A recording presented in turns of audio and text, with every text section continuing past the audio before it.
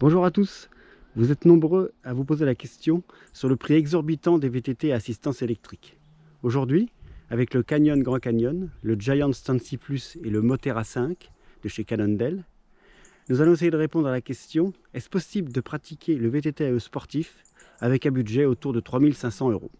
D'abord, nous avons choisi le Canyon Grand Canyon On, un semi-rigide avec une fourche de 120 mm de débattement et surtout très bien équipé avec une tige de selle télescopique indispensable en vrai tout-terrain. Avec un semi-rigide, il ne faut pas être trop exigeant, donc il faut privilégier les chemins et les sentiers roulants de manière à ce que le vélo soit capable d'encaisser les chocs sans trop malmener son pilote. Bon, rassurez-vous, il y a quand même moyen d'emprunter des chemins relativement cassants sans forcément trop souffrir. Il faut simplement soulager le vélo et essayer de piloter davantage en finesse qu'avec un tout suspendu.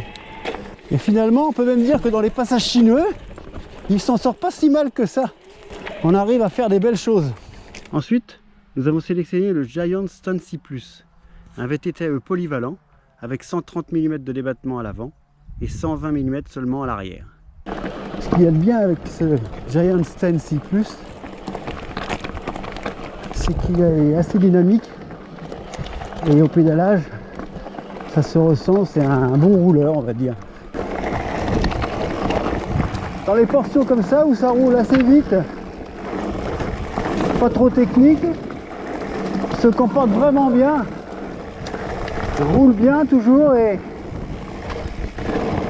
avec un côté très maniable.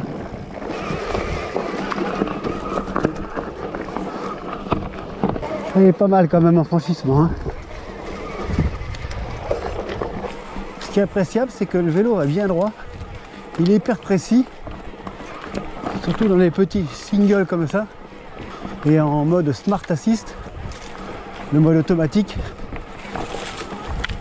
c'est vraiment efficace. Et enfin, on a le Moterra 5, un VTT AE plutôt pour une pratique enduro, avec 140 de débattement à l'avant et 150 à l'arrière. Donc ça nous permet d'avoir un panel assez large. Donc pour plus de détails, rendez-vous sur vttae.fr pour lire l'article.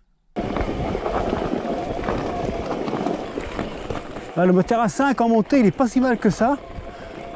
Très stable. Il va quand même relativement là où on le guide. Et c'est plutôt pas mal.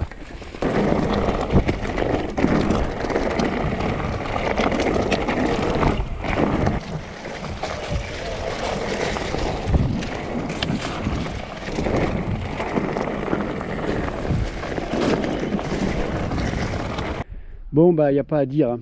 C'est quand même le Giant Stancy Plus qui est la meilleure affaire des trois. Sans rien changer dessus, on se fait vraiment plaisir et on peut dire que c'est un vélo à tout faire. Et à ce prix-là, difficile à battre.